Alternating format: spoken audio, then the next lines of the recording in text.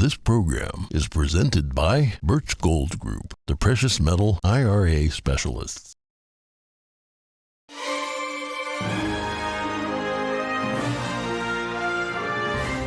Good morning. In today's headlines, flight delays, cancellations, a powerful winter storm. The winter holidays are here, but Mother Nature has her own plans. Arizona's outgoing governor ordered the construction of a makeshift border wall back in August. Now Arizona is taking it down after a U.S. government lawsuit. Governor Ron DeSantis gets his wish granted by Florida Supreme Court. A statewide grand jury will investigate any wrongdoing related to COVID-19 vaccines in his state. Sam Bankman-Fried is out on bond, but his release comes with strict conditions. The FTX founder awaits trial in what's being called one of the largest financial frauds in American history. And North Carolina Supreme Court struck down a voter ID law and a redistricting map. They've cited Republican gerrymandering as the reason. We speak to the former North Carolina GOP executive director to get his reaction.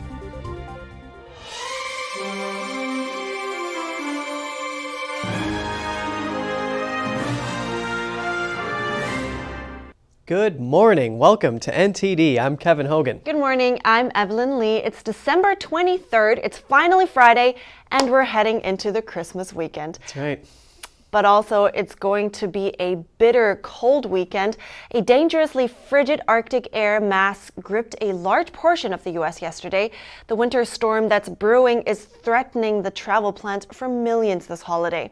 NTD's Jeremy Sandberg has more on the weather system that could give many Americans one of the coldest Christmas days in decades.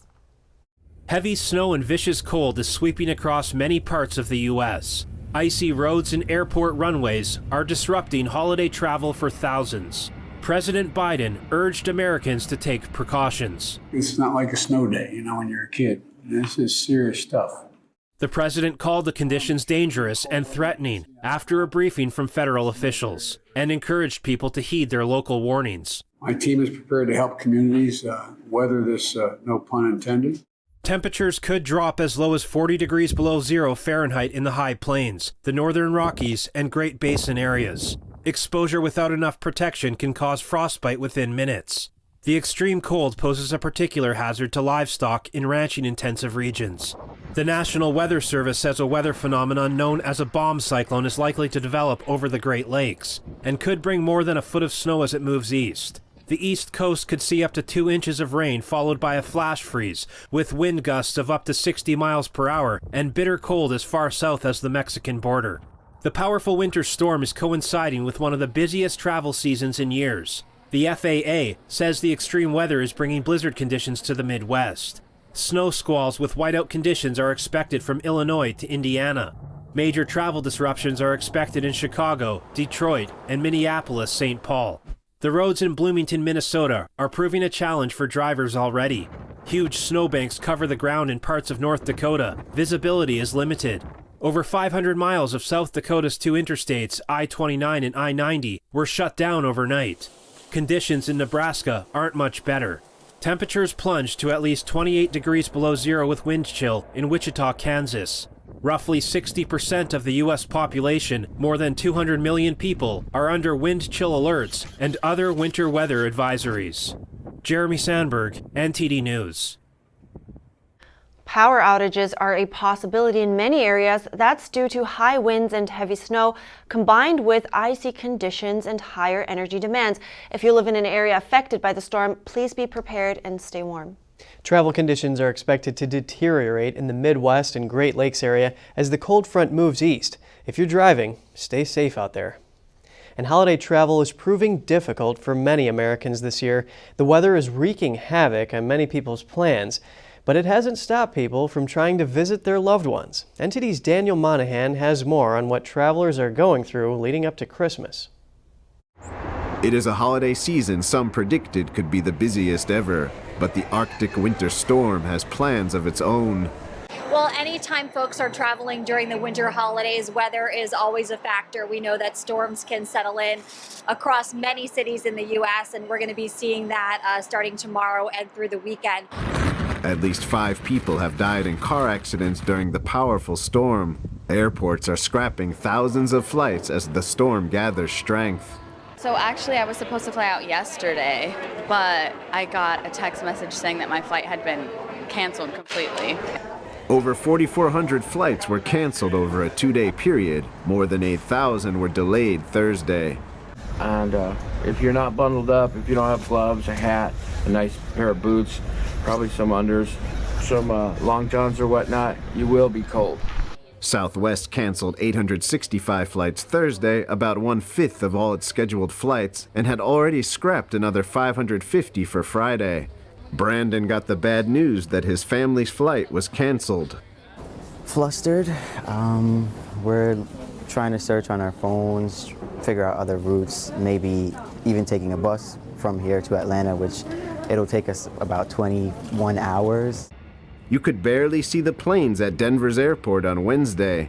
Flight attendants were having a hard time making it into work because of whiteout conditions.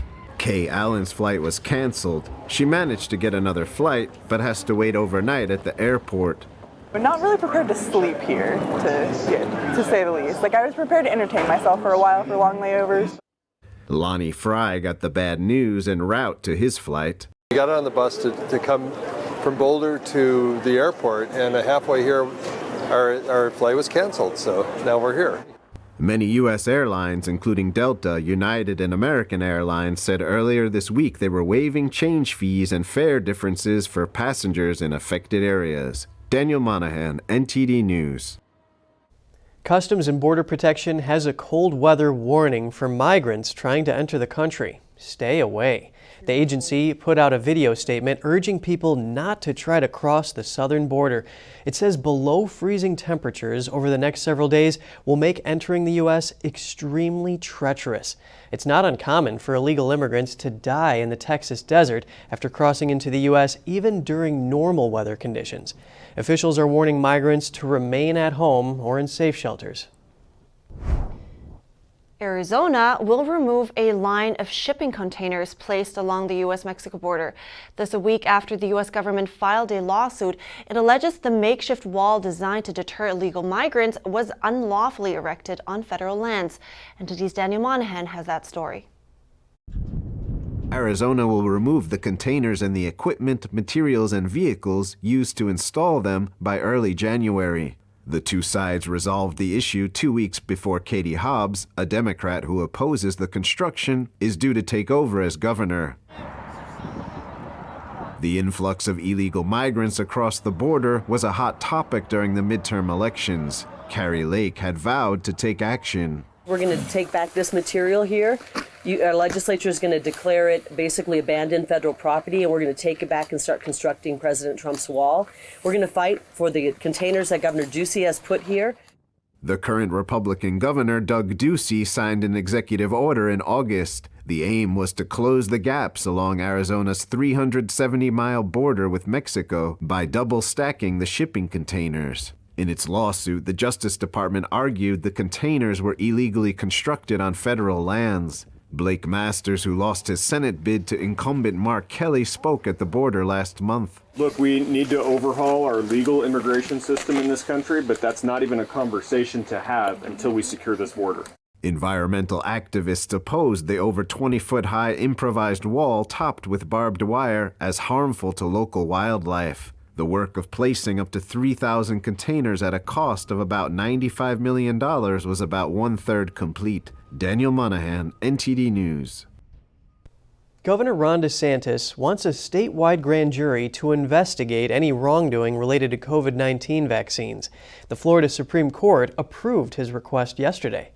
The grand jury will run for a term of 12 months from the date of impanelment. DeSantis is seeking to investigate Pfizer and Moderna, as well as their executives.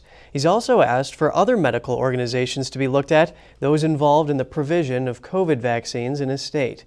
One purpose of the probe will be to determine if any deceitful information was spread about vaccines that were said to prevent COVID-19 infection, symptoms, and transmission.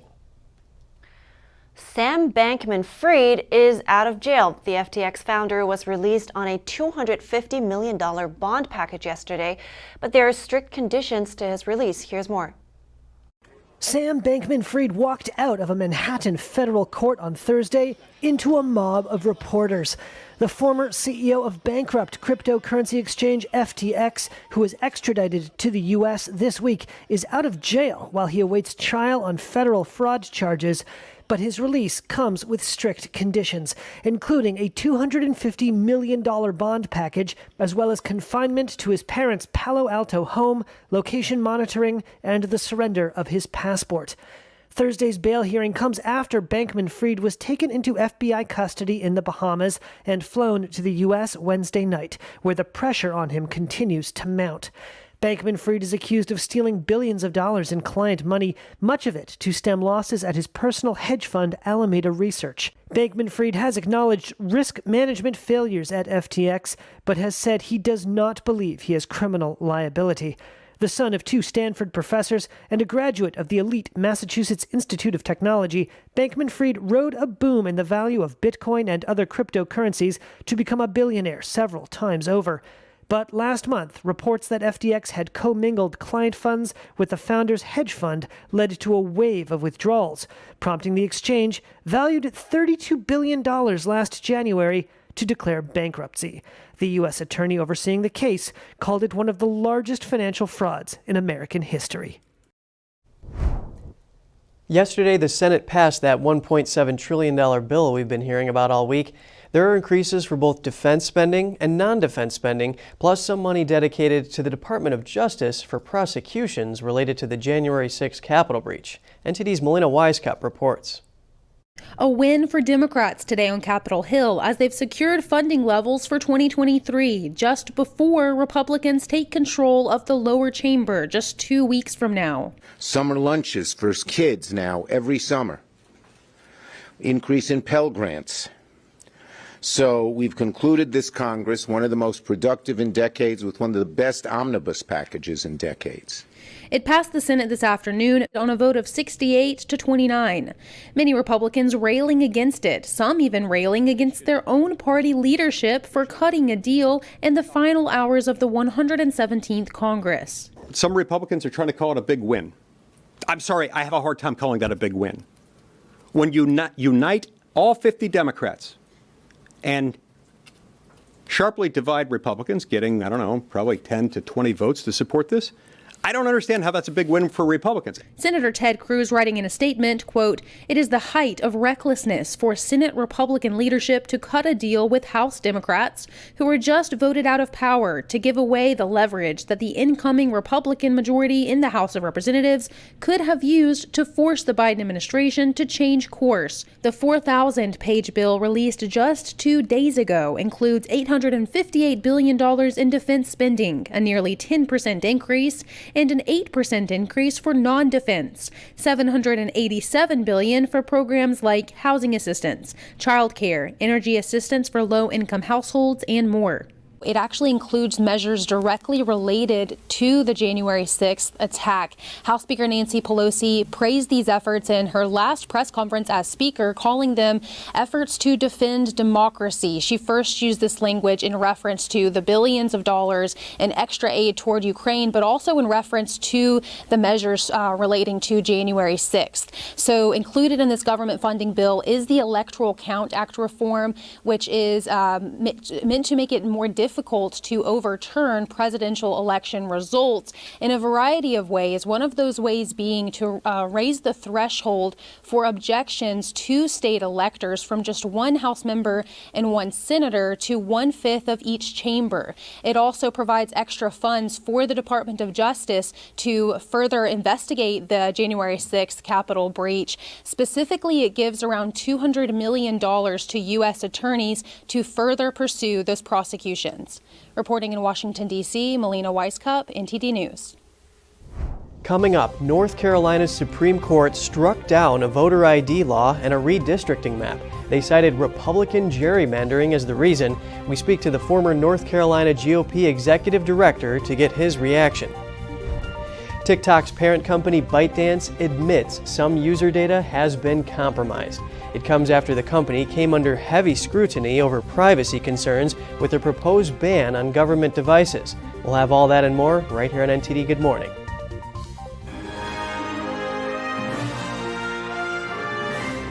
This is Stephen K. Bannon. I urge you to protect your savings from inflation by diversifying into a physical gold IRA from Birch Gold Group. Simply text the word NTD to 989898 and you'll get a free info kit on gold IRAs explaining everything.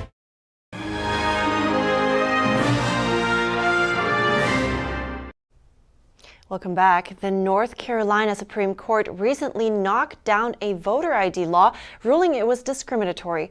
It said it likely suppresses votes from African Americans who lack the needed identity cards. The court also ordered a state Senate map to be redrawn because of partisan gerrymandering.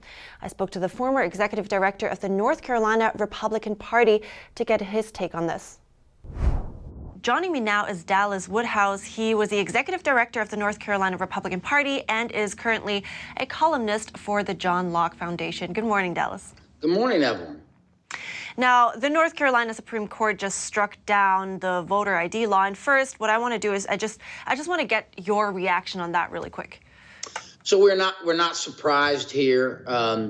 We have had a highly partisan Democrat-controlled state Supreme Court that has, over the last year, made a series of highly polarized rulings, and the voters have rejected that court. And coming in January, that court will flip to a Republican majority. I think what is most offensive is the voter ID statute that was passed, and we've been trying to get voter ID in place for a number of years now, is weaker than other states. It's not the most stringent in the world, but they, accused the legislature of having a, racial discriminatory intent in putting the statute in place, when actually the legislature was required to put the statute in place because the North Carolina voters had also amended the state constitution to require photo ID to vote. So in North Carolina, there's been two issues. One is a constitutional amendment that was passed by the voters that requires voter ID, but then this, of course, is the enabling law that says how to do it. The judges said that it was discriminatory and that less restrictive voter ID laws would have been enough to prevent the purpose of, prevent voter fraud. And what do you think about that? Yes. So, a couple of things here. I think this is, in North Carolina, has become an overly partisan and divided issue among a bunch of elites on the court or liberal activists. The truth of it is, this is not very controversial with the voters. The voters overwhelmingly passed an amendment. They support it. There's nobody that can engage in our society in this day and age without some kind of state-issued photo ID. The court basically said you could have a less restrictive ID, and what they meant was not any kind of photo ID, which would be against what the voters of North Carolina both passed in an amendment and what they want. So I think there is no statute that this particular court was going to approve, and I think the voters knew that. That's why they threw them out. Right. So are you saying there couldn't have been a middle ground that would have sufficed? Well, I mean, certainly Republicans in the legislature think they did pass a middle ground, but yeah, that's my opinion. I think that this particular court was against anything that smelled like photo voter ID, despite the state constitution now requiring it. And so, I don't really think Republicans ever could have won this court. And won it with a statute. I mean, we have tried numerous times. I mean, all you had to do if you didn't have an ID was sign a piece of paper saying you didn't have an ID. Apart from that, the court also struck down the redistricting map because of partisan gerrymandering. Now, I mean, Democrats have done it, Republicans have done it, and polls show that most Americans think it's a problem. And so now I'm asking you if you have any, how do you think this should be tackled? So I've covered this case for a long time, and I have a lot of very strong opinions about it, Evelyn. Let's set aside whether people think partisan gerrymandering is a problem. For one thing is partisan gerrymandering is in the eye of the beholder. What one person thinks is gerrymandering, other people think are good districts, number one. But number two, the problem we had in North Carolina is the state constitution does not address this. The state law does not address this. The state Supreme Court made it up. And, you know, they picked out words in the state constitution like, you know, elections should be free and they should be open. I mean, really loose language that if you can rely on that to overthrow districts, then a legislature, what we came to the situation here is a legislature of a different political party of the state Supreme Court found itself impossible to pass districts. And we believe that violates the federal Constitution. And that is what the U.S. Supreme Court is overseeing now. This court, I think, was guilty of gross overreach. However, let's get to the result. The result is the Republicans get to go back and redraw districts. And they will do it under a state Supreme Court. And when it comes to the congressional districts, this is not going to be a very good outcome for Democrats in North Carolina. I really appreciate your take on this. Thank you so much, Dallas Woodhouse. Thank you, and Merry Christmas. Merry Christmas. TikTok's parent company Bytedance admitted yesterday that some of its employees improperly accessed user data of 2 journalists. The China-owned company says the people in question are no longer employed. The employees accessed the data as part of an unsuccessful effort to investigate leaks of company information earlier this year. According to internal sources, the aim was to identify potential connections between the 2 journalists and employees who were suspected of leaking information.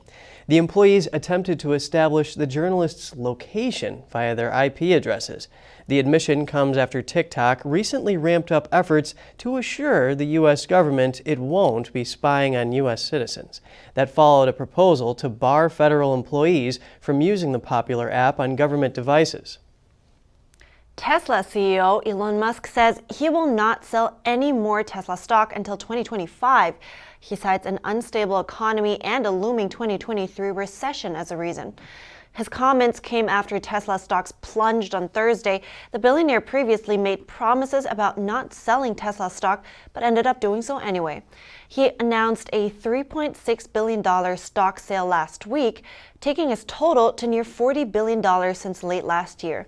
Meanwhile, shareholders are concerned as the company's shares are at their lowest in 2 years. Musk said the company is open to share buyback depending on the scale of a recession.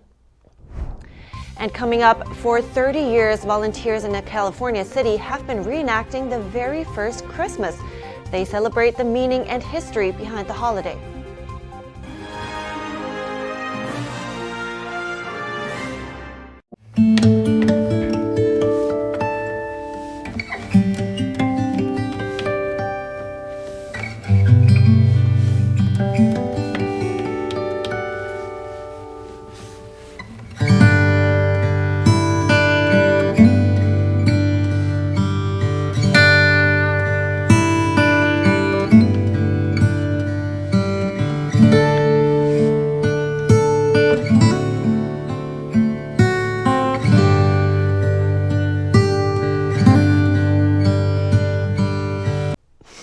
Welcome back.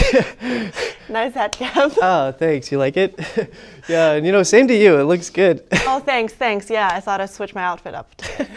Well, I know Christmas is a holiday where families are coming together, giving out gifts and being grateful, but it's also nice to think of the story behind Christmas. Yeah, there's this group of volunteers actually that have reenacted the night of the first Christmas since 1992. They celebrate the meaning behind the holiday, but unfortunately this year marks the last time that Bethlehem AD will be keeping their tradition. Our reporter David Lamb spoke to them. Let's take a look. Speak much of Messiah. This is Bethlehem AD, a live recreation commemorating the birth of Jesus. It's set to close after running for 30 years in Redwood City, California.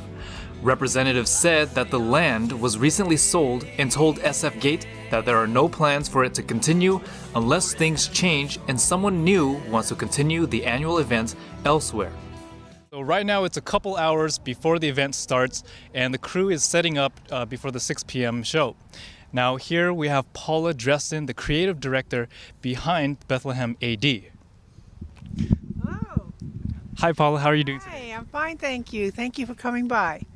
So this is the last show for Bethlehem AD after 30 years. Could you tell me what this means to you? Well, obviously I believe that the Christmas story is one that everyone should know because it's when God revealed himself in the flesh. So I try to tell the story in its historical context. We show just how he had it all planned out. But the child. Bethlehem AD is one of the largest living nativity scene in the U.S., featuring over 300 volunteers dressed as soldiers, merchants, angels, and more. The free community event includes singing, a marketplace, and animals such as camels, sheep, donkeys, and horses. It's a free 20-minute interactive walkthrough experience, rain or shine, hosted by Rise City Church. According to Bethlehem AD, the event takes people 2,000 years back in history to ancient Bethlehem. The idea first came from a 12-year-old boy who one night asked his dad if it's possible to create a real nativity. The reenactment takes place from December 21st to 23rd and draws in 25,000 visitors each year. Now, the nonprofit's website says that if anyone's searching for the real meaning of Christmas, they can find it inside the walls of Bethlehem AD. More information can be found on their website, as well as a full recording of the event. Now, the creative director also told us, even though the event is ending this year, they're still going to try to find a way for the community and volunteers to come together moving forward. Reporting in Redwood City, David Lamb, NTD News. Yeah, that is unfortunate. They had to stop this tradition. Right, and I think traditions can really connect people, and I mean, they had a good run. Yeah, they did. And actually on the other side of the world, people are celebrating the Christmas tradition in their own unique way. Let's take a look. A group of elephant keepers dressed as Santa Claus led a herd of elephants into a school in central Thailand, and they gave out Christmas gifts. Almost 2,000 students were overjoyed when elephants handed them balloons, toys, and sweets with their trunks. The elephants performed to music afterwards. The annual event has been held for 2 decades, with the elephants visiting schools in the area at the end of each year. That looks fun. Yeah, I'd love to ride an elephant, especially wearing this hat. Yes. Okay, we'll have to end this show here before more people tune in and ask, who are these weirdos? Anyway, NTD Good Morning team is wishing you all a Merry, Merry Christmas. Yes, stay warm and stay safe. Thanks for watching. I'm Evelyn Lee. And I'm Kevin Hogan.